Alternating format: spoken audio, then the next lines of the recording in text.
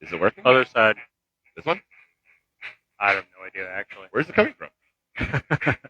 What? Can you hear it? Is this right?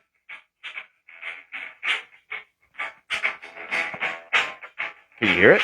Oh, yeah.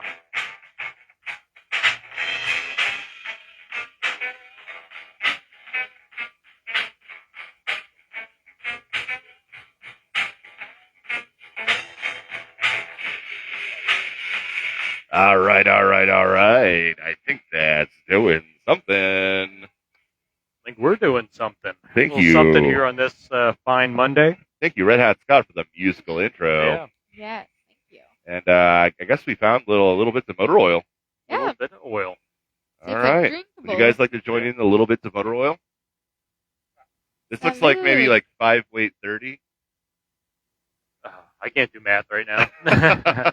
All right, motor oil. Motor oil Monday. Ooh, tasty motor oil. Oh, Yeah. Yum, Yeah. yum, hooks yum. me up. Okay, now we're ready. Yeah, let's do this. All right. Let's do this thing. Yeah. Well, I myself am Phil McCrevice, and I am joined by Right, guy. the Brain Trust over Uh-huh. here. I thought you were a cool guy, right? Oh, I don't know what the fuck I am right now. He's smart guy Rye. He's cool guy Rye. Yeah. 1,000-year-old Rye. 10,000-year-old Whatever. dragon always works too. Whatever, Rye, I'm your guy. Whatever, Rye, Like I'm that. your Yeah. guy. Yeah. All right. And in addition to the Rye guy, we got Princess Di. Yeah. Hello. Hey, rhyming convention. Is that why Rye you guys Rye, got together? Princess Di. Absolutely. It was all part of the plan. All part of the All rhyming part of the scheme. scheme. Yeah. Well, how often do you think about the Roman Empire? Well, what was the calculation? 5 times a day? 5 times a day. Well, we are the Very frequently. the Mercury Maniacs, and Mercury is the Roman god of tricksters. We're goofballs, degenerates, and not that drunken maniacs. Not yet. Yeah. Tune in Monday and catch the show. Missed an episode. You're Don't a hoe. you dare. I always forget that. That's okay. Yeah, so close. But yeah, last week we talked about Ticketmaster Mm-hmm. Yeah. and all of the mostly positive aspects of, Ticketmaster. And upon watching back the episode, Rye Guy, you remember what your last word was last week? Oh, I have no clue. You agree with everything? Scott Oh, yeah, said, I like, changed. you I changed your my mind. entire disposition on Ticketmaster. Yeah. Yes. Well, I saw that and I was like, oh God, that's not good. Oh, I took that personally. Yeah. So I put together a dossier all about the ticket bastard and all the reasons why they're ill-gotten gains and they're overcharging and Mhm. using their monopoly power for evil and not for good. All right, so we're revisiting this. Yes, we're Going doing back, trying to change me back. It looks like he's got some unfinished business here. That's right. Changing back to a bet. Hey, what's going on? We Eric got, Osborne, what's up? Oh, yeah, Eric, how you doing? Is that our first comment? That's right. Fuck yeah, we gotta hit up the There we go. tavern. We do need to hit up the tavern. Yeah. He's right. I am a fucking punk. We got a lot of shoot the shit. I've been out with the shits. So Let's go back That's to the yeah. Bev. To the Bev. we That's do down in Chardon. to the Bev. To the Bev. Big shout out to the Bev and all the miscreant behavior that goes on there. And maybe I won't forget my jacket there this time. Yeah. With my car keys. Oh wow! Oh, yeah. Don't worry, it was still there. Yeah. My uncle's actually playing a show in Chardon this Friday. Oh yeah. Yeah, Oh, good idea. Yeah. A little field trip. that's right. Taking a trip down to Chardon Town. Hey Gwen, what's going on? She says the Ticketmaster are robbers, and I tend to agree with that. So here we go. We're getting into the show here. Yeah, I So- still got to say, ticket prices are fucking insane, but Scotty kind of played out why it's that fucking expensive, you know? Like Well- all this shit that goes on behind the scenes, all the I've been all the digging. new shit that happens. I've been digging into their financials. I don't quite agree with his conclusions, but let's start it off right here. We're on the summer road trip. This is stop number 3. Okay. We are down here at 1899 in downtown Willoughby, and we're enjoying their beautiful patio. And we're hoping that the rain's going to hold off. Yeah. This is a great patio. They got a great music lineup. Mm-hmm. That's right. I was asking the bartender. They said they'll be serving $2 drinks till 8 o'clock. Oh, fuck yeah. Yeah, Nice. not too shabby. I hear that.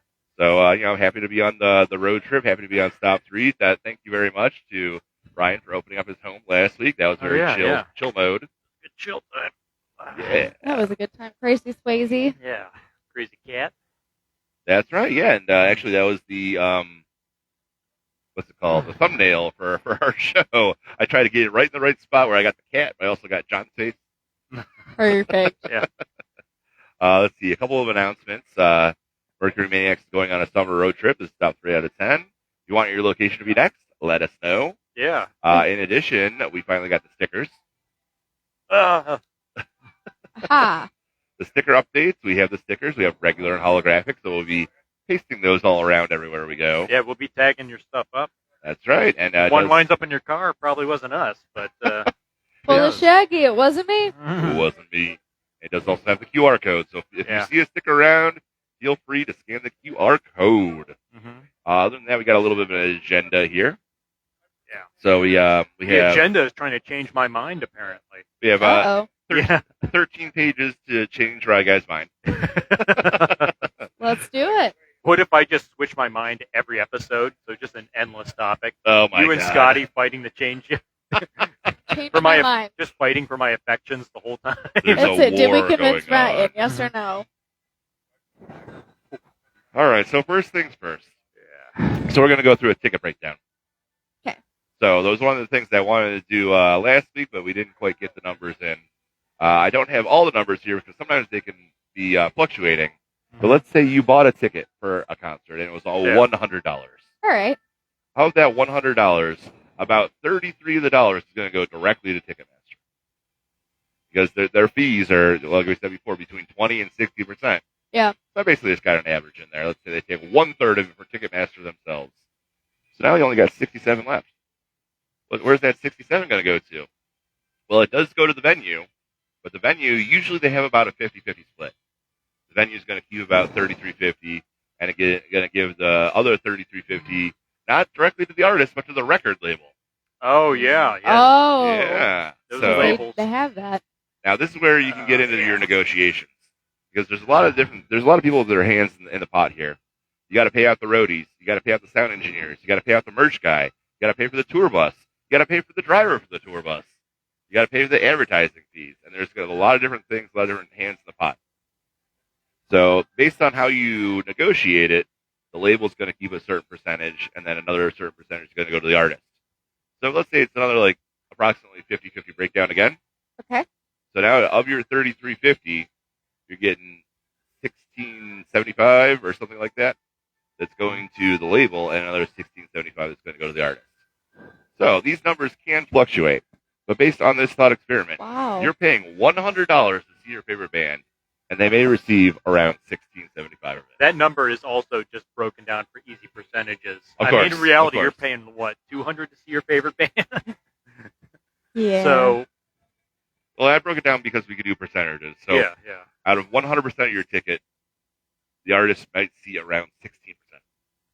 And so there's a lot of breakdowns here that we're not seeing. Like, oh, the cost is so high, and now you're saying I want to support my favorite artist. Yes, you are supporting your favorite artist, but they're not getting the vast majority of that money. The vast majority is going to all these different breakdowns. So how do you feel about that? How do you feel about doing a $100 ticket and maybe only 16% of it actually goes there?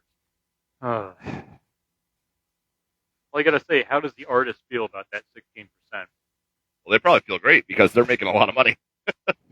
This might be a once-in-a-lifetime opportunity for the artist. We're talking about super famous artists that might go on tour for 20 years, but that's the exception. That's not the rule. These artists, they're getting their big break. They're like, this might be the one time in my life I'm going to be able to make a payday. And so, the label's going to be dangling $1 million in front of their face. They're going to be ecstatic about that because they don't. Yeah. They would love to get, instead of 1 million, get 10 million or something like that. But if you personally came out with a hit single and some A&R guy came up to you and said, "Hey, you want to go on a tour across the country? You'll make $1 million." Are you going to jump at that opportunity? Yeah. Of course, you don't know how much all the business people are making on the side. But say you go to a stadium that's like 10,000 people, like one day you made, even if tickets are $100, one day you made, so 10,000 people, you made like, what? 10,000 times 16, 160,000 Yeah. for one concert? Yeah. Yeah. So that's a great payday for an honest day's work. Yeah. Yeah. So that's why we're trying to support the artists. But there's a lot of other people that are making for that quite artist, a bit. It's also a huge build-up to be at that level. You put in thousands of hours of practice and to hone your art as an artist. It does not happen. I mean, it does happen naturally, but even natural talent, all by itself is only going to go so far. You have to, even for someone like, the Beatles, like all the shit they had to put up with to get where they are, get where they were, and I'd say the artist does deserve a massive payout for what they do. All right, so we're going to skip ahead a little bit here. So I have this thing called the Porter's Five Forces, and I just remembered a point that I put in here for substitutes. Because you, as the concert goer, what is the substitute for going to see your favorite band at the arena? There basically almost is no substitute, because they're only going to come once a year, if that, maybe once every couple of years. Maybe the band's going to break up. You have literally one chance to see them. Yeah. Are they still touring? Are they ever going to tour again? Right. So the substitutes for seeing your favorite band is maybe seeing the band before they get big. If you're an early fan, or just like sifting through local bands to find, local bands as they find their voice in like some dirtbag venue, playing the Fleabag Motel or something like that. But the point I wanted to get to here is bands get big so fast nowadays due to internet exposure. It's kind of hard to see them in affordable venues because they might be, toiling, like you said, for a long time. Yeah. But once they get on, that right YouTube video or that right blog or whatever it is, they're going to blow up overnight. They're not going to be touring the local venues anymore. So you hear about them, and then they're already in the stadiums. Yeah. Whereas before the internet, it'd be a little bit more of a refractory period. Yeah.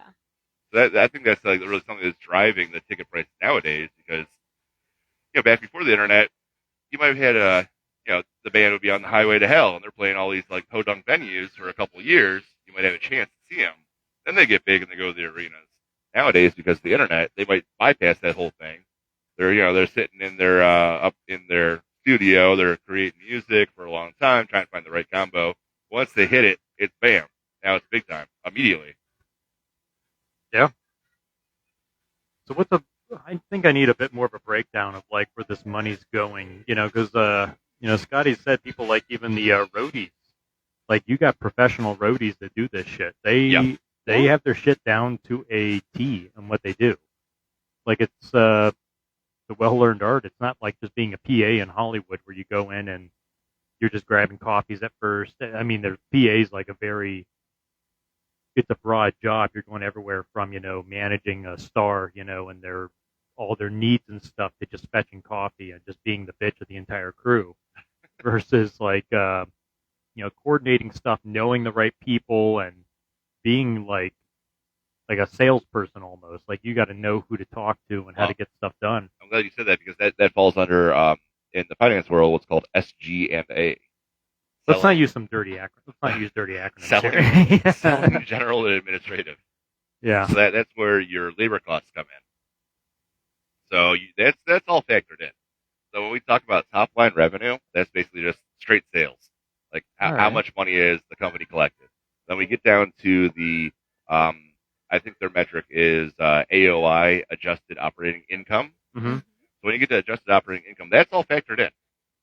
So you got to pay your people, you got to pay the band, you got to pay the support staff, you got to pay the sound engineer, you got to pay for advertising, all this different stuff.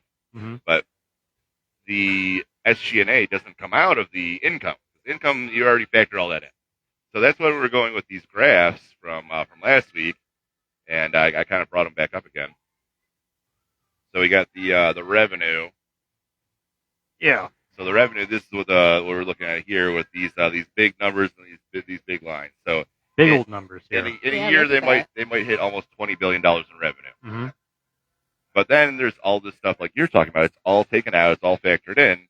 As we go down here into the operating income. Yeah. Now this is the big one because operating income the past several years has been in the Pretty order good. of about $1 billion. Wow. So we've already taken care of the roadies. We've already taken care of the sound engineers. We've already done all our advertising. We've already done all that. This is just pure profit. Your This was net gain. net gain. At the end of the That's day, something. so they're making $1 billion a year at the end of the day on top of everything else they have to take care of. All right. And the reason why I want to bring this up again is because pre-pandemic, you can tell that it was a lot smaller. Let's let the viewers check this out. Yeah, pre-pandemic they were making about $100 million a year, and then post-pandemic they're making about $1 billion a year profit. So they're making 10 times the profit they used to. Okay, that's true. I mean, hey, post-COVID, everyone wants to get the fuck out of their house. Well, yeah. I mean, no one's going out like they used to and partying like they used to. So I guess it's all going out to not like going out to bars and stuff like people Well, were. that's it though. Yeah. Like Hey, John. where are people going? Because they're not You wanna going out show to it to the bars and camera. not partying like they used to. So they're Show going it to the camera. somewhere. Yeah, They're going to shows. sounds like they're going for the big ticket experience rather than the And Yeah. just, like, daily kind of thing. yeah. Yeah, so another thing that we were talking about was what happened during the pandemic and how do you fill up that big hole that was left during the pandemic. And I said, basically, you don't. No. No, that's not how business works. Business works, you basically charge as much as you can, whatever the market will bear. Yeah. But what did happen during the pandemic was there was a lot of pent-up demand. So there's millions of people all across the world that wanted to go to concerts, but they couldn't because they were locked in. Yeah. And now we're seeing the after effects of this because now there's so many people that want to go to the concerts that demand has gotten really extreme. And so when demand gets really extreme, naturally what happens in all People else get being equal, stupid. you raise prices. Yeah. And the reason for that is because of, let me scroll down a little bit here. You're just passing all those really cool charts that. Yeah, here we go. So we're talking about the supply and demand curve. Price elasticity is what we got. So as you can see, Yeah. the price elasticity here on this graph, Mhm. it gets extremely high, and on this axis quantity, this axis price. Mhm. So the price becomes extremely high when the quantity is very limited. And so if you're selling out a concert, you have essentially very limited supply. Yeah. Because even if you have a concert that can seat 50,000 people, right? Because we were just doing this thought experiment yesterday with Mr. DeSanda. Mhm. So let's say Taylor Swift, right? She's got over 100 million fans worldwide. So we're trying to figure out how many Taylor Swift fans are there in Greater Cleveland. Because Greater Cleveland is a city of about 2 million. So we're just saying, let's do easy numbers. There's 1 million Taylor Swift fans in Cleveland. And the arena can fit 50,000, right? So only the top 0.5% of people that want to go to the Taylor Swift show can actually go. Oh, And jeez. that's when you get to this graph here. If you look at the top 0.5%, you see how it gets extremely high. Yep. So basically, just the richest people can afford to go, Yeah. and they will pay essentially anything. Because, like, Taylor Swift, she's only going to come around and do the Eras Tour once. So that's how you get these tickets that are so extremely expensive. We're also doing a thought experiment because Jasanda, one of his favorite bands, is Dragon Ball Z. Hey, Jasanda. What was that band we were talking about yesterday? Social Distortion. Okay. So Social Distortion, they play at maybe a House of Blues. Uh-huh. And House Yeah. of Blues, they can basically seat maybe 1,000. But there probably are only maybe, let's say, 10,000 Social Distortion fans in the city of Cleveland. Now, if you get your top 1,000 fans in, that's the top 10%. So if you're talking top 10%, you cannot charge the extreme prices because there's not enough people that are extremely wealthy and want to go extremely bad that you can charge this 1,000, 2,000 tickets. Well, I guess at that point you have to have a higher echelon of taste. I mean, so a band like Social Distortion, I don't know how much it would cost, but it's not going to be the Taylor Swift prices. Correct. But if you're to see someone an instrumental person who plays really good jazz, saxophone, like Mhm. Kamasi Washington, you can get into a nice show for $50 or something and really have a good experience. Yeah. See them at the Masonic Temple, or you can see them at the House of Blues, and it not be that ridiculous bullshit that you're used to. That's just Hey. because of the supply and demand, yeah. Just like I did, you can even meet the artist standing outside in line. Right. You're in line. And who was that saxophonist that we met at No Class? Who was from the Lost Boys? Yeah, the Lost Boys. Same concept. Those were, I think, like $20 tickets. Exactly. And you got to have a conversation with him. And your picture taken with the guy for, I don't even would have cared if we paid the money. You know, he just was loving the moment, loved being there. Fantastic. He was sweating profusely, but he was great. Oh, yeah. All right, so that's explaining why the tickets are so high. Mm-hmm. But that does not explain why the fees are so high. Because the fees are so high because they basically have a monopoly. So what would it look like if they didn't have a monopoly? Like, is their revenue per, for what they do, is it higher in a margin than a different organization like insurance companies? What's their profit margin versus someone who makes glass bottles? Like, what are their profit margins? All right, so I got that real quick. Yeah. I can go through it. It's actually very extreme because we got that breakdown that I dropped in the group chat. Now, Ticketmaster and Livenation are a conglomerate, but Livenation basically operates the venues. Mm-hmm. And so in 2024, the Livenation part of the business did $19 billion in revenue and $500 million in profit. So you can see what percentage that is. Yeah. Like, what is that? 1 out of 40, something like that. So the real money here 2.5%. To make your own competing company and just have Ticketmaster buy you out to stop being competitor.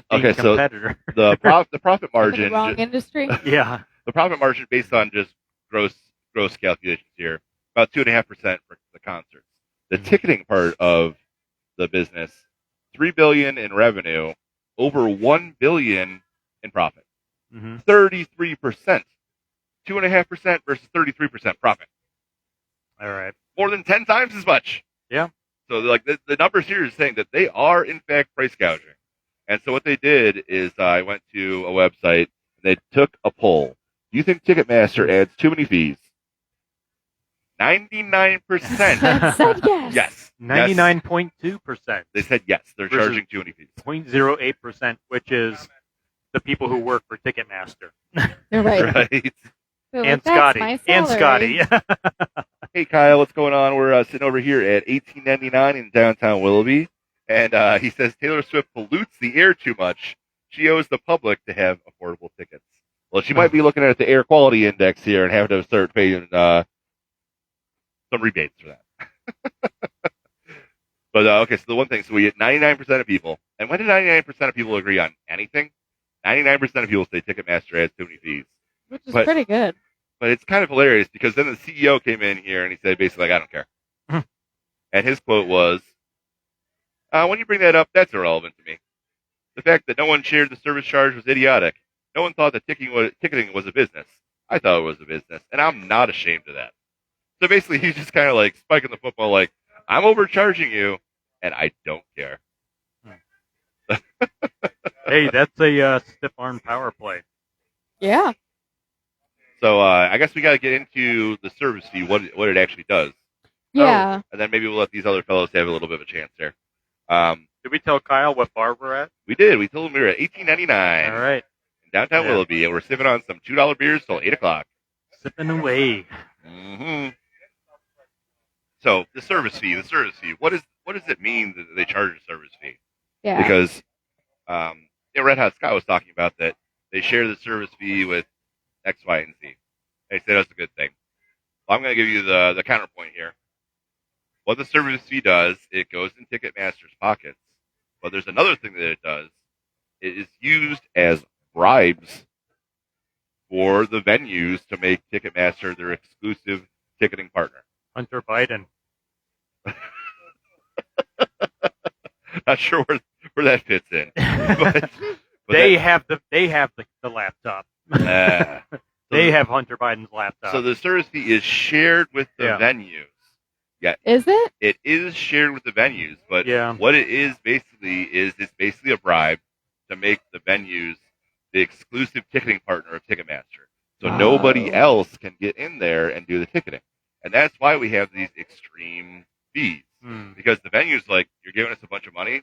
All right, do whatever you want. Ticketmaster's like, well, the customers, they hate it, but they're going to pay it because how often are you going to see your favorite band? Once a year, once every couple of years, maybe once in a lifetime. True. It's almost like a once in a lifetime experience.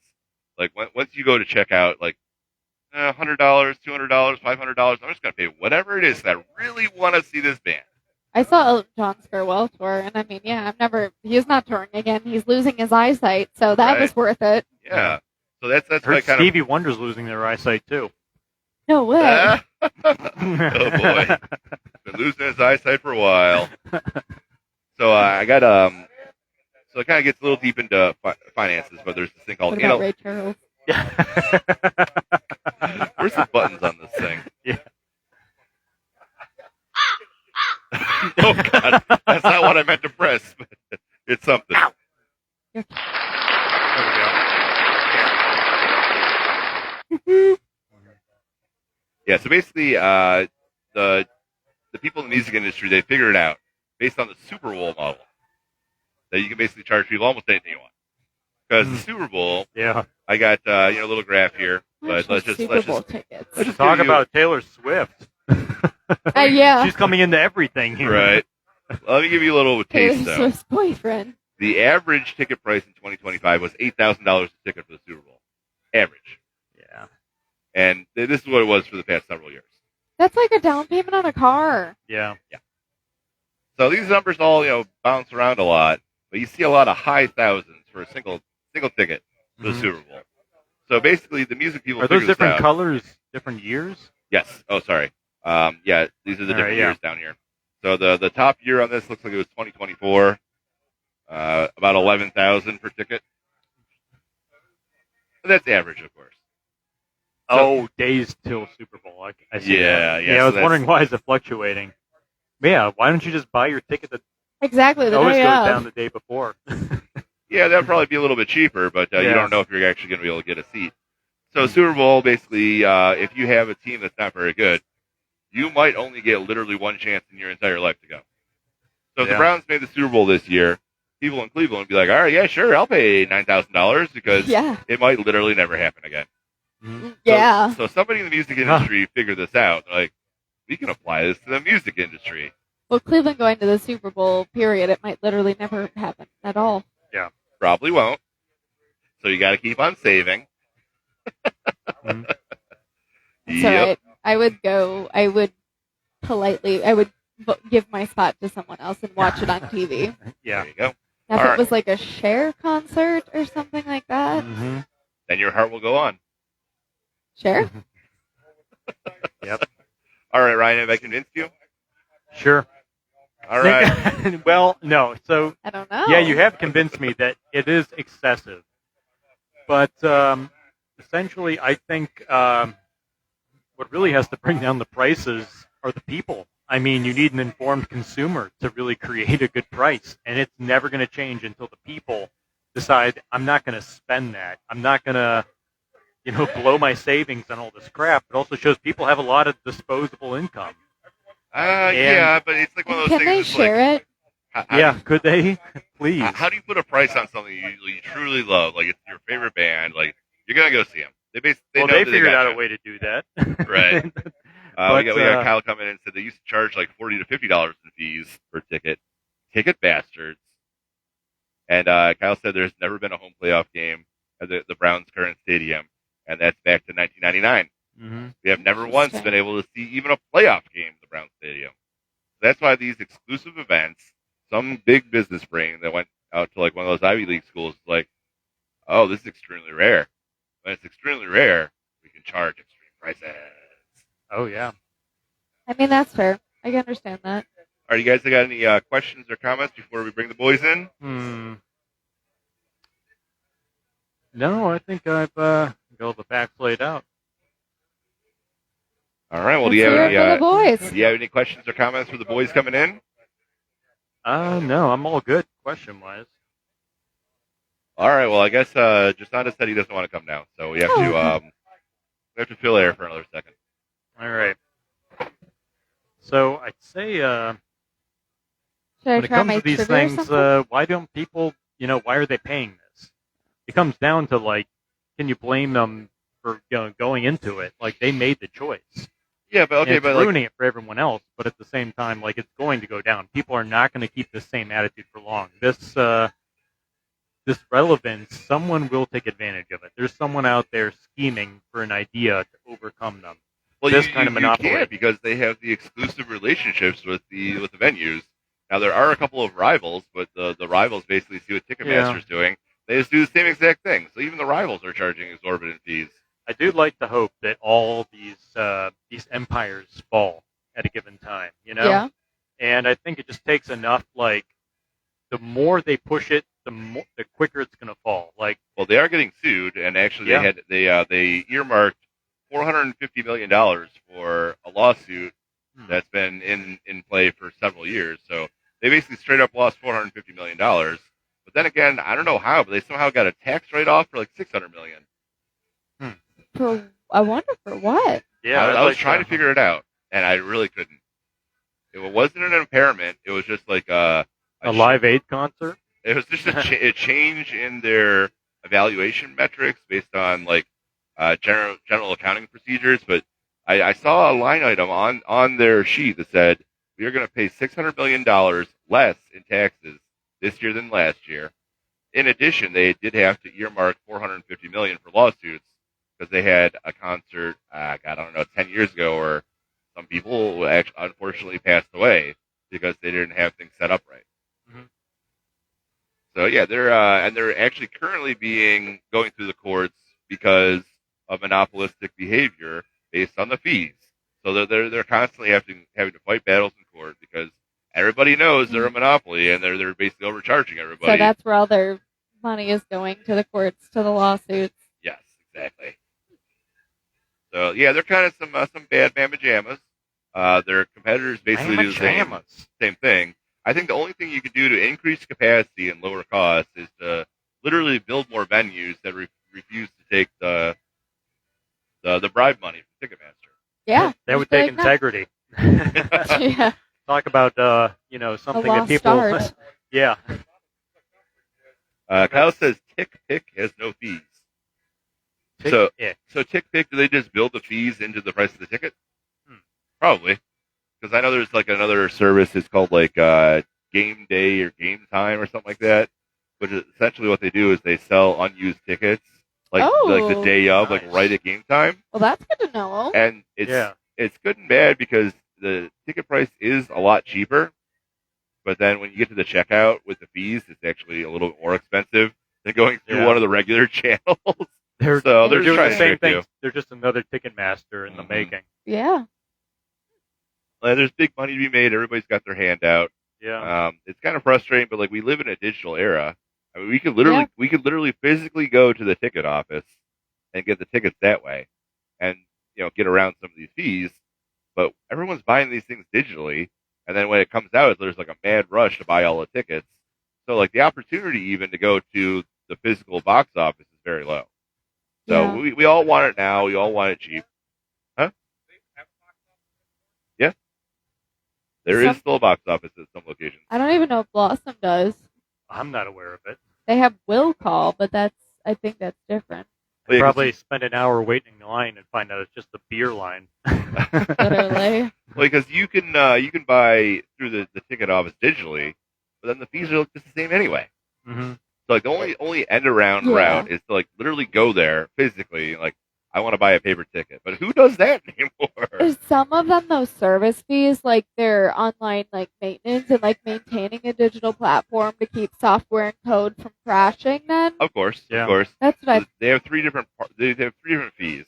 One of them is the credit card processing fee, which goes to the credit cards. Exactly, and that's only like 2.5%. Mm-hmm. And it's like nominal. Then they have a second fee. I can't remember what it is, but it's broken out separately. 2.5% of $200 is quite a bit. Yeah. $2.50. Well, I mean, when you're talking about like additionals being added on, like it's enough. When I go to the garage shop for one of the shows that I see, it's like a $10 base ticket, and then there's a $2.50 charge on top of it because of the credit cards. Well, not credit cards, but like the having a like partnership, like they have to pay a subscription to use this certain online ticketing platform. Oh, okay. Yep, online ticketing platform. That's interesting because I have a whole different dimension on that, and unfortunately, I feel like I over-prepared a little bit. But that's right. but one of the things when the Ticketmaster Live Nation merger went through, one of the stipulations from the DOJ was they said that the online ticketing platform had to be available to their competitors. So if you're buying from a different company, you're still using the Ticketmaster software. Careful. Oh. Damn, that was lit. All right, Kyle. That was lit. All right, thank Looks you, like Kyle. we're gonna bring the boys in. He came in and said paper tickets are a thing of the past since COVID. All right, I did not know that you weren't able to do that. I thought you were able to go to the box office, but I'll figure that out if you can still actually go to the physical box office and get a digital ticket. Not Kind of sure. lame. I like to have those. Like I save them for memory. Yeah, that's true. Gotta have a wall full of tickets. Yeah. Speaking of memories, here comes the dudes. Yeah. Ryan, Hey, what do you think about physical tickets? physical tickets? Physical tickets. Literally, me and Let's Scott, get physical. me and Scott were- physical. Ticket stubs. we were literally just talking about that. Ticket stubs. We were just talking about Oh, is that. this for me? This is mine. We were just talking about that when Yeah, Kyle, me and Scott when Kyle brought that up because I like the physical tickets because I like to keep them. That It's is like fun, it's yeah. like a memorabilia of the show. And I'm sure like I was telling Scott off air, like if you saw Nirvana in like '92 or something like that, you got Right. the ticket stuff still. Someone will probably buy that because people collect that shit. Yeah, what are you gonna do when you die and you got all these tickets in a drawer somewhere? All right. Is your family just gonna throw them away? Oh, Pretty much. Unless you got like one from like 1969 Woodstock or something. Oh, my It's God. Ooh, money. Can you imagine? Yeah. yeah. Can you imagine having like a CCR ticket from 1969? Yeah. Like that'd be fucking awesome. Yeah. It's like for me, like one of my best ticket stubs ever was I had Bottlegate with Jacksonville and the Browns. Fuck yeah. Yeah, and I took it. I donated it to the Muni Lot Browns backers and everything. But that was like, I was in the suite. I was sitting there watching it all happen live. Everybody's like, yeah, it's a valuable ticket stub because I was there. So like another one too. You don't have to bring sports into it. If you were there, where's your Lenny fucking Barker's ticket? Lenny Barker's perfect game in 1981 when he was there was only like 7,000 sold, and you can look up the price of that stub. That goes for huge bucks if you got the old copy of the ticket, which is cool. Do you guys know anyone that went to Woodstock of '99 when that fucking riot happened during Limp Bizkit? 99. No. When everyone was paying $20 for water, talking about gouging people. Yeah. Like that was the start of this. That's when Was Ticketmaster that was like, rape stock? I think Yeah, that was. Jesus Christ. No, we as a collective, we just People all were- got together. It was we had a Yeah. party of about, I don't know, 50 to 100 of us, and we were watching on like a big screen TV live and everything. We're like, dear God, we wish we would have went, But, we were Yeah. just figured we'd take, we're not going to go put up the crowd bullshit. We'll just watch it on TV, were and people rolling around in mud made of Oh, human yeah. feces and like, tossing chunks of sod. I mean, it was just like, look at this mayhem. But I mean, can you imagine having a ticket stuff from like that? I mean, obviously, That would be cool, too. I think it would be cool. Like it wouldn't go for as much, but the physical tickets is what I really dig. Yeah. Like,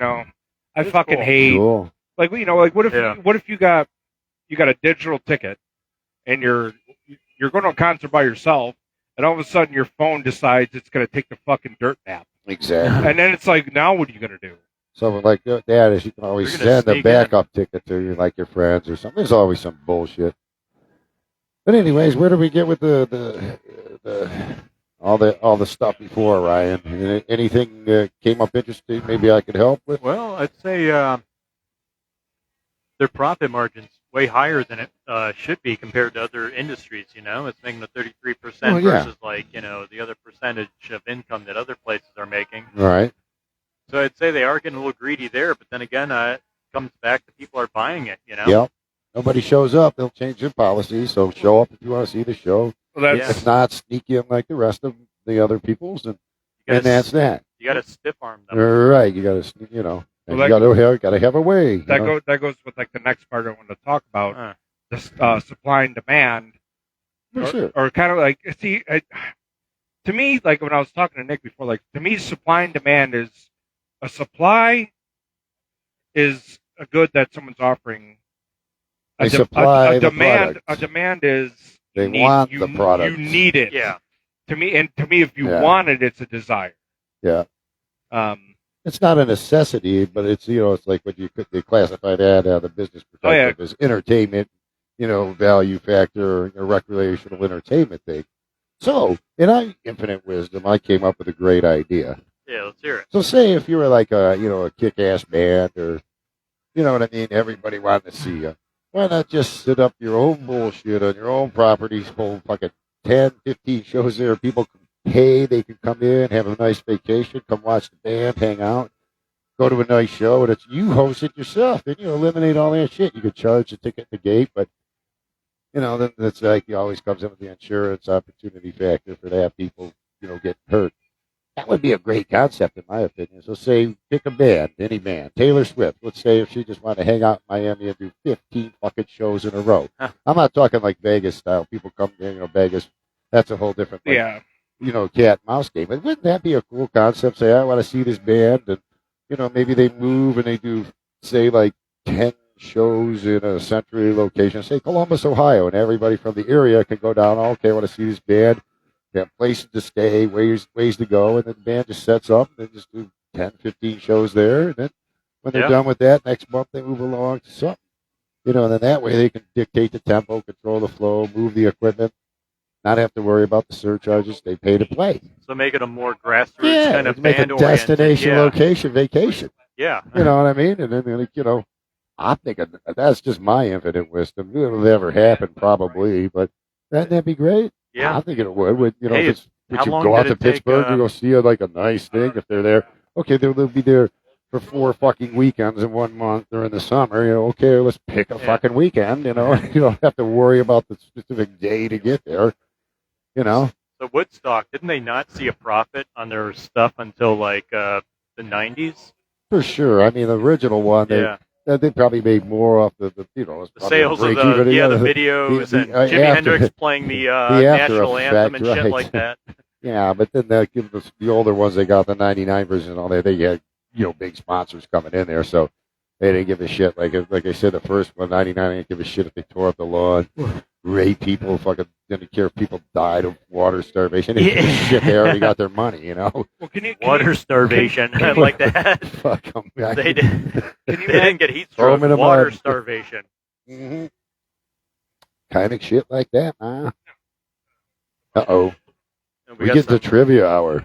Oh, trivia time? Trivia hour. So, can you imagine, if the Browns went to the Super Bowl? Yeah. How much that they would charge for tickets, for 50-yard line? Well, they already do, no matter who or where it's at. It's prepaid. But can you imagine what somebody like a Cleveland Browns fan would pay for that?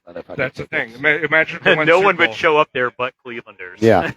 Yeah, and it actually happened, too, with, the Indians 2016 when they had Game 7 of the World Series. These people were geeking. There's literally motherfuckers I heard that had season tickets for years. People were gooning over dudes this. had paid these guys for Game 7 tickets from Chicago, paid regular season ticket holders from Cleveland. They brought their next 2-3 years with the season tickets, plus gave them $10,000 per ticket. Yeah. And brought season tickets for 3 fucking years after that. That's why people in Cleveland, that's why fucking fuck you, some of you Cleveland fans, because you sold out for that, when they make you an offer, you're confused. You're a rich guy from Chicago. It's your team. The Chicago Cubs have won a World Series since 1909 or some bullshit, and this was Game 7. They paid a small fortune to these people in Cleveland and brought out their tickets. You're talking $10,000 a ticket plus 2-3 years of season ticket sales in advance for them. Season tickets, we're talking 80+ games and shit for free. These people sold the tickets. That's why your Game 7 was most of the audience was like Chicago Cubs fans. It was disgusting. I'm like, jeez. Well, have you guys heard when they asked how many people? Keep my eye on it. How many people when they asked the percentage of if Ticketmaster had too many fees, what the percentage of yes and no was? Oh, I'm majority probably said yes. 99.2% said yes, and 0.8% said no. I said that you were part of the 0.8%. So yeah, you made up the point of that 0.8%. The 0.8% are probably fucking rich people that don't give a fuck. The 0.8, that's the 0.8, they just don't give a fuck. Pay or you don't play. Yeah. Pay or we don't play. Yeah. You go see the cheap ass county shows or whatever. Go watch some cover bands. That's some Sitting fucking on a dive corn bar. stalk. Yeah. No, but in all seriousness, it's like it's a necessary kind of evil. There's no other alternative. I kind of think if you're going to take this a little bit deeper, there should be like healthy competition. Like kind of it seems like a monopoly to a lot of people. Well, So that's the only argument about that. There should be competition for that, which it should, in theory, drive things lower. But it's going to actually, for the musician side of things, you need consistency, pre-planning. Otherwise, it's going to cheapen the quality of the show. Damage equipment and stuff. You know what I mean? So that's the whole theory, like with the the monopolization of having all that good shit. Well, so the CEO of Live Nation. Yeah. This is a quote from him. Basically, he said he didn't care about the system, annoyed fans, and there's still a high demand for concert fees and all. Everybody wants to save a buck. Yeah, but we don't want to be fucking gouged. Yeah. So he said, when you bring that up, it's irrelevant to me. The fact that no one shared in the service charge was idiotic. No one thought that ticketing was a business. I thought it was a business. I'm not ashamed of that. Yeah, it is. It is a business, supply and demand. So, like, when ticket sales are off, if everybody doesn't show up, guess who's fucked? Live Nation, the fan, the band. They're providing a service. You can either accept it or not. And I agree with, like, there should be more healthier competition and all that. But, it affects the quality of the show, the integrity. No, it doesn't. No, it doesn't. I believe so, because your equipment's at stake. Yes, I believe no way. So. Sound engineers are professional people that come in and they know how to do the equipment and the setups, and they've been doing it long before Ticketmaster. But what if you have somebody that can't do it every show for the specific dates you have set and stuff? I looked into this because sound engineers, this is you can hire a sound engineer that goes with the band every show, or you can have somebody with the venue. You don't necessarily have to choose a Ticketmaster sound engineer. But you got to make sure that sound engineer is qualified to say with that various They are equipment. qualified. They go to school for it. Not necessarily. Yes, necessarily. I went to school for it. I wouldn't hire me as a sound engineer for fucking nothing.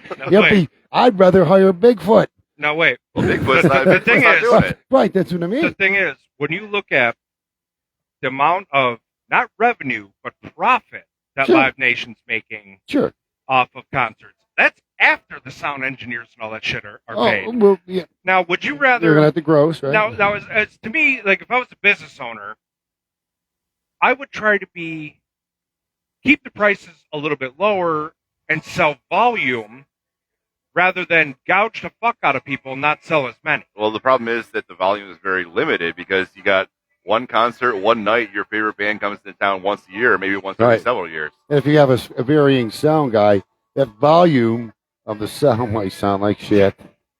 Well, it sounds like shit. That guy's getting fired. Quality. Well, any that's person, after the show. Any person in any business, if they're sucking at their job, they get fired or they get put on coffee duty. You can't say that just because you ruins the show. An operating sound ruins engineer that now we should pay Ticketmaster $10 billion. And then it ruins the show. And then the people that got gouged, especially now, they're even twice as mad at people like us. But now, how did we have concerts before Ticketmaster? But now, wait. We had concerts long before Ticketmaster. The sound engineers were doing their job just fine. Right. Either they went with the band, they knew the setup, and they were doing everything, or they're there with the venue and they were interfacing. Yeah. And things weren't blowing up. You're not getting venues burning down. I can't say I wasn't there. Were you there? Probably not. But yeah, they were shows of various degrees of integrities. A little bit more simplified there, but what really changed the band shows, the ones the band venues, like the little venues. Let me explain something real quick, because nowadays the shows are more visual, more light effect, more video screens. Back then it was just like plug in the fucking amps and rock the fucking place. Yeah, like your dive bars. Well, yeah, but there's been professional setups for a long time. For sure. And I'm sure you know that. Oh, for sure. Yeah, definitely. Those take a little bit more. But, just getting back to the point, the shows have changed since, back in the day, so to speak. The shows have gotten much more intricate, more visualized.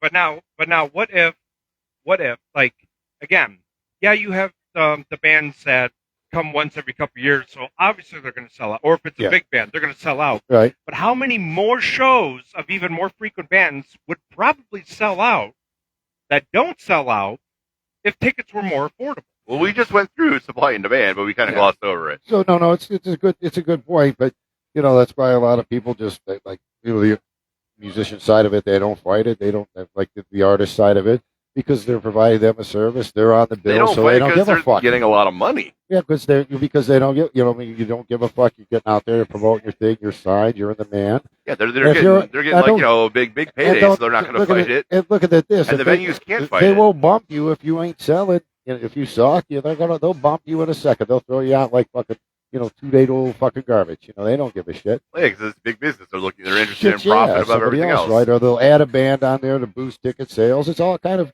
it's a good science. Basically, I kind of like thought about it for a good. But we were talking about our last show, and kind of I thought what my conclusions came up with is like, they're providing a product. You either buy it or you don't. It's like going to a grocery store. I ain't buying that piece of shit, or I'm going to buy it. It's not going to a grocery store. Kind of. You want it or you don't. You can afford it or you can't. That's the most basic comment you can say. Any product on the planet you want to use. You all need music, damn it. No, it's different because your favorite band comes around once a year, or maybe once every couple of years, or maybe once ever. Right. So how many times do you buy in groceries? Every week. How many times do you buy in concert tickets? That's for your favorite band? Once a year, maybe once every couple of years, you maybe buy the once good ever. Steak, or you get the $2. No, you got to eat every day. Right. Well, then that's the point. No, that's the opposite of the point. It is. Now, think about it. You want to see the good band, or you're going to watch some fucking motherfucker to dive bar or cover it. That's how they have the monopoly. Or you want to go to Minute Rocks. So they have a monopoly. You described a monopoly. Yeah, exactly. But so that's bad. I did. That's bad. I actually said that. But but their thing is like, how are you going to change it? Well, you can't, because basically Ticketmaster is paying bribes to the venues. That's what the service fee does. Ticketmaster, the service fee is pure profit to them. Hold on. And then they pay bribes. Bribes. Become the exclusive provider. Kickbacks? You mean, Marty? Hold on with this bribes. Don't you mean like somebody dropped an envelope or something? Yeah, but what do you hold on with this bribes? So this also goes with so Gwen was saying, and it goes with comedy and just music in general too. Is it now, like she said, comedians are playing arenas now and they're charging a fortune. True. And it's the same with a lot of bands now.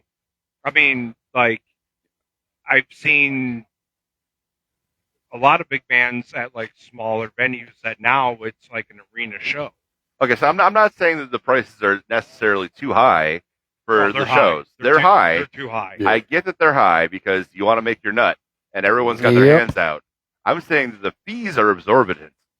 Yeah, which makes the prices. It's the overall package, And then another thing, too, I was thinking about, too, is like taking into consideration getting down there, parking, pre-partying, getting everybody together. That's, time, hassle, traffic. It's a lot that goes into one of these shows. And, it's just not the ticket price you're paying with all the fees. Yeah, but we broke it down. What about the beers, the tea, everything. Is it an expensive outing? No. So, like, okay, my here's the breakdown. out. Here's the breakdown. I got the breakdown. Everything is included what you're saying. They broke it down by segment. Concerts. They're making $19 billion revenue for concerts. They're only making $500 million profit. That's about 2.5%. Right. Ticketing, they're making $3 billion revenue, but over $1 billion profit. Right. That's 33% profit. Well, 33% for doing nothing. Well, that's not. See, I got it. These are just overall things for every venue. It's just like you break it down per show. They're just grouping all the numbers together how they did it. But the percent stays the same. But the percent for what show? It's the percent for any show. Any show in the aggregate, the average. Yeah. You go to a show, the concert segment is making 2.5% profit. Right. The ticketing segment is making 33% profit. Take it one any step show. further. So the ticket segment, there's a lot that goes into it. How many people are getting paid per ticket segment? It might Almost be 30 nobody. For 3. It might be 45. Fucking people. The average is 33%. 3,000 people that are getting paid off of that 33%. Doesn't matter. The average. That's right. That's the average. It's not per show venue. That's my point. But not to get it. We could spend a month talking about this topic. This is like a whole segment just talking about the breakdown of it. I got a list of how they break down, and then look what I was talking about. It comes per venue per show. That's the average. Yeah, this is what they're doing. They're just throwing it all in a pile and giving it a generic number. But what about this specific show? Maybe it's 33% sometimes. Maybe it's 36%. Some other times Yeah, it is maybe 30%. Some it's other times. 23%, or something. So they're still making a hell But of a see, lot of profit off what that. the thing about that is, I'd like to see who's getting the low end of the stick to see which bands are getting ripped off and stuff. The bands don't see that. Well, the people do, but The bands don't see it. But what I'm saying is, like, the whole circle of it all. There's got to be the numbers. They all have to go somewhere. Somebody's got to get some part go in of that. Ticketmaster- 33% of that. They go in Ticketmaster's pocket. Right. And who's getting who's the payout for what per show? Well, then they do the kickback to the venue to That's make right. them their exclusive I would provider. like to see those numbers specifically per band or per show or per venue. It That would doesn't really be matter. You can interesting. get the aggregate. The only reason I like to see it is I like to see what bands are hurting. Maybe I can offer some services to them. All right. Well, let's go back to the beginning of the show. We got I broke it we down. have a couple comments here. Yeah. All right. Get the comments. I'll go back to the beginning of the show. Go. So Stub said my favorite band is coming in November, and I refuse to go because of how much they're charging now, which is what we were talking about. Yep. And Kyle, and this is also something we were talking about a little bit before, could make it a 2 to 3 night run somewhere tickets have more availability. Kyle, they do that. Those are festivals where they do them for 3 days. Mm-hmm. The issue with those are the prices are absolutely fucking outrageous. For Like sure. because For the festivals. for the festival. Well, because you're seeing a bunch of bands, so it's kind of worth it, unless you only want to see one band. It is, but in order to go to those 3 day festivals, like you're spending $1,500. Well, let's get back to Jesus Steph Christ. real quick. She says, I'm not going to pay that to see my favorite band. Yeah. Well, if the band said, hey, it's on us, we got your ticket what, come on down. What do you band is think she's that? going to say no? Blue October. Blue October? Yeah. But if that was, if Steph was going to see that, and she could respond, would you say, hey, it's on us, we got you in, you don't have to pay for your ticket. And maybe give her 2 tickets for her and a friend. What would Steph say at that point? Wait, what? Like free tickets? It's free. Yeah, No. free tickets. She got. Well, yeah, obviously everyone would would say yeah. There you go. That's the whole. It's the whole thing she's saying is that she doesn't want to go because of how much they are. She doesn't Right. want to pay that. I mean, I don't want to pay, dude. Right. So it's not like they're picking up Steph in a limo, driving her down to the show, feeding her, boozing her, having T-shirts, the whole 9 hours, watch the show, VIP sitting, and limo her in her home. She's going to have to pay something outside the box for just them tickets. Is my point. Yeah, obviously you got to pay for the tickets. If we Well- got tickets for free, we'd all go. Right. But you get my point, though. No, I don't. Yeah. Well, yeah. There's a cost to get there, a cost to go home, cost to sit there. The tickets are okay comp, but the beer. You have to be doing this on purpose. I think you're just pushing my buttons now. You have to be doing this on purpose. You go buy your $2 steak. You're not allowed into the show. You stay home like the rest of them. All right, well, I'll reiterate the it's a ticket good breakdown thing. here. It's So, a good thing. Just a reiteration from the beginning of the show. So if you bought a $100 ticket, and these are just like estimations because they don't tell you, This is like $33. bullshit. $33 will go directly to Ticketmaster. So then the other $67 will go to the venue. Yeah. Usually it's about a 50-50 breakdown, but you can negotiate. The venue would keep approximately $33.50 and give about $33.50 to the record label. Yeah, Then it's after called that, the record withholdings. label is going to keep some and give some to the artist. It's called And you got to pay the roadies, the sound engineer, the merch guy, the tour bus, and the driver. recoupment holdings. Yeah. So that's- the artist might make about $16 out of 100. Yeah, I mean, and it all depends on what you are as a mid-level. You could be 7. And some artists may make, the bigger ones may make 32. I'm saying there's a lot to those numbers you're speaking because they're all Well, grouped it'd be together. very rare that they make 32 Oh, yeah, because the label's got to keep it. Don't be surprised if the label's paid off. The label has to pay them to keep them. Because that's why they sign their record deals. It could be. The label's not going to pay to keep an artist. The label's got to make money off the yeah, artist. they will because they sign it with what's called an escalating deal. This is why I love to get into it at some other point. If you're a fucking piece of shit band, they're going to sign you to a fight, and everything's recoupable. Remember that. And, if you're a successful artist, they're going to keep you around for the term of your record deal, which could be up to maybe 5-7 albums. You never know. Right. Yeah, But if they're a garbage seller, these record bands, that's why you don't hear from some of these bands after a few of their hits, or they don't cooperate on the road, or they suck. And, that's why you never hear from them again, because they own the rights to that deal. So if they're signing a 5 to 7 album I deal, know. Interject? Go ahead. It's been a yelling contest Go the whole ahead. time. Interject. Interject. So you pay or you don't see. That's all it is. So, I can't Steph, control it. she said if she would go alone in Uber. Yeah. Yeah. Free tickets. I mean, dude, For sure. I've been free tickets to a show. Fuck, I'm gonna go. Yeah. And Gwen is all about starting to GoFundMe for Steph. GoFundMe to have Steph see Blue October. Right. Yeah, go blue. Yeah, let's do it. Let's make it so that she can go see her favorite band ever. Why the fuck should she have to pay for her favorite band? That's not cool. Oh, I mean, I actually don't know. Kyle brought up a point. I would probably do this to see a free show. Kyle said they'll volunteer to pick up trash or park cars for a free ticket. Remember I talked about that? I don't know because You can be the guy that steals the T-shirts and sells them in the parking lot. yeah. I knew a friend that was on recycling duty when Yep. we went down to the ledges, and I was not on recycling duty, but I went to go check out what it was like. I don't think that's worth it. You know how much It's not. 10,000 beer cans start to smell? Yeah. Yeah. Well, we're pretty much we're at an hour at time. Good Already? stuff, man. I Yes, love it. we just hit an We hour. can go at so. this all day. I love it. But I got like another 10 pages. I haven't Oh. even done shit. I just sat here Part listening three? to you guys yell at each other. Part 3. Oh, we'll get into it. I'm ready. I mean, I got like a whole four or five courses. Oh, up here. part 3? Well, we can do part 3. Part 3 it is. I mean, I got like another couple pages here. Like, I a lot mean, of shit. There's more shit I could talk about with it. All right, I too, got the so. trivia for the night. What's Superman's middle name? Bob.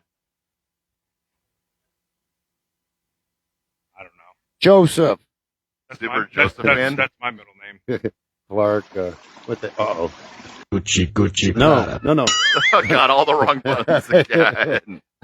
I told you. Shit. I went to Yeah. sound school, but you know how me doing your sound. Like Steph said, they used to be affordable, but now nosebleed is 94. Which, Oh yeah, which it's outrageous. Yep, and It's 2 years outrageous. ago it was 25. Yeah. Jesus, what was that like down Yeah. at No, that's Blossom? not bad. We'll get her No, in no, there. nosebleeds Let's at get Steph in to see her favorite band. nosebleeds at That's any bullshit. fucking concert. If you paid and you were up against the roof, it'd be $25, $30, $40 maybe. Yeah. And then now, like I said, 124 for blank. Yeah, I'd like to. I miss the days like But- the old general admissions. some of that All old right. Blossom theory. But just I muscle got your way one down. more thing before we end. Okay. I mean, because I want to do this Porter's 5 Horses. We're definitely not going to get through it all. But the thread of substitutes is what I want to talk about. That, it's practically impossible to substitute seeing your favorite band. Because seeing the band that you love when they're big, you're going to pay out the nose. All right. Maybe you can see the band before they get big at like some dirtbag venue. But because of the internet, it's become so difficult now because the band might, be toiling away for years and years. But once they make their break, they're making their break like that. Sure. And then they're going to be like, signing a big You're contract. signing up with the big boys. Yeah, you don't have a chance to see them in Dirtbag Motel Yep. for all those different, highway to hell type of For concerts. For sure. But the other thing that's interesting is that, the nationwide tours are going to be expensive ass arenas, but you don't really have the chance to see them in the local spot.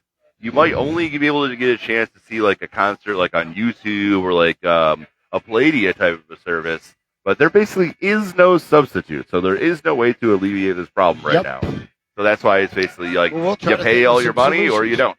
We'll try to think of some solutions. I came up with a decent one, but that's not going to happen. But, it's like saying the artist, when me and John talked about it. But we'll get into that more later. Wait, why do you Time think we is know limited. solutions? Well, I came up with one. Did you What was hear that? it before? Go for free? No, I was like, so we make it. So how bands are limited. I was telling John earlier. I spoke a little bit. So if you've got a demand, you play on the same show, like maybe 1 month in one area, so people come destinate to you. And there's you don't have to do it these 2 or 3 days specifically when they're planned, and then they move on. They're planning in one place. Let's say Columbus, Ohio, for a month.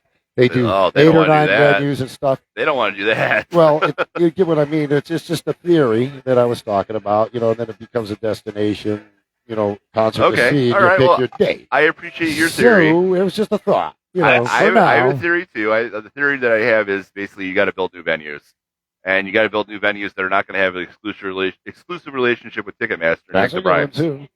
That's a You good need one, new too. venues essentially. If But you want, yet you're against the stadium. No, I'm just kidding. yeah, The dome. I don't care. yeah. It's just a joke. That's a whole different story. That's a new venue. All right, I got actually a whole thing about that, but I'll have to tell you off air because All right. it's not quick and tidy. I think we got to tidy it up. Sure so. thing, man. Treat everybody well. Love you. Thank you for $18.99 for having us home with the domestic beer for $2 still. Until 8 8 o'clock. o'clock. Happy hour every day. Nice place. Beautiful scenery. Historic. Nostalgia downtown Willoughby. Thank you, guys. So, yep. We'll get into the rest next week. I'm guessing we're going to continue this on. Well, I got a lot more. I got like so much more. Well, let's continue on next week because we got a part 3 because this is something everyone's very passionate about. Yeah. Obviously, there's two very passionate people. I just heard a passionate discussion back there about it too. So I think we actually have the workings for a part 3 called The Solution. Oh, God. Ticketmaster. I don't know what the solution is. I could guess. I just had an interesting thought. So we might have to sit in and talk about this because we may have come up with something. Ooh, all right. All right. Well, we got the last word for Diana last coming word, a change is coming. This can't go on forever. Drop Sunners, not drugs. Raise hell, praise Dale. Woo! Yay, last word. Oh gosh, I'm not going to any concerts this summer, so that's a bummer, but that's fine. I've got other fun things planned. Oh. All right, are we good? We're Mercury Maniacs. Check us out. Thanks for tuning in. That was pretty chaotic. So, bye.